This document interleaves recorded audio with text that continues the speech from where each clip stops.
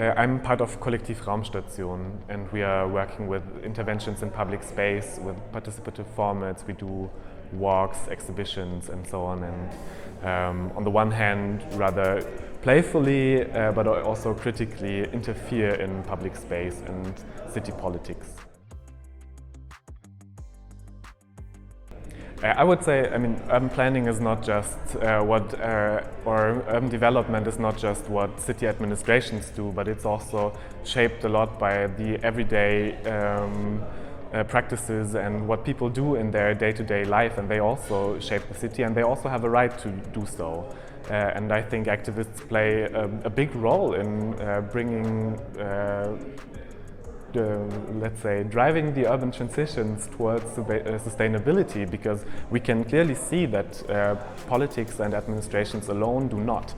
So we see there is a big gap between the great and ambitious goals and strategies that, for example, the city of Vienna has, and I'm certainly sure that it's similar in other European cities as well. And so we as activists play an important role to kind of force politics and administrations to act according to their own standards. And I think without an active civil society, this does not work.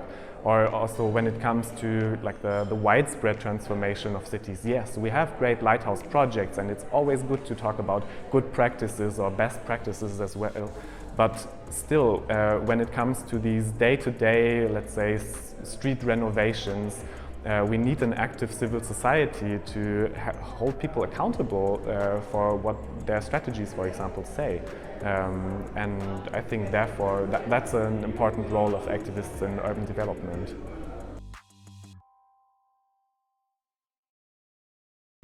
Well, I think cities need science and innovation for the transformation out of a variety of reasons, because I think science and also research and technology organizations can be a supporter and a facilitator for different steps in the transformation. So on the one hand, supporting the agenda setting and getting to a joint vision. On the other hand, setting up the governance structures and processes that also facilitate a kind of a co-creation and taking everyone on board from the beginning.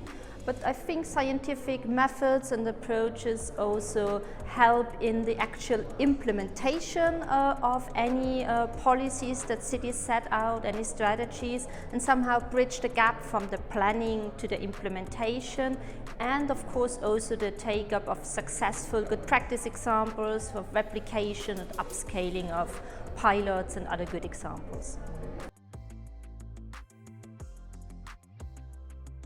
Yes, I think the role of the researchers is pretty much challenged, same as the role of the policymakers and the city administration, because the role from the researchers changing from the neutral observers and analysts to being a more active agent within the transformation, somehow facilitating and providing support, but still the need to maintain scientific quality criteria, and they are challenged when we talk about inter- and transdisciplinary research or transformative research even.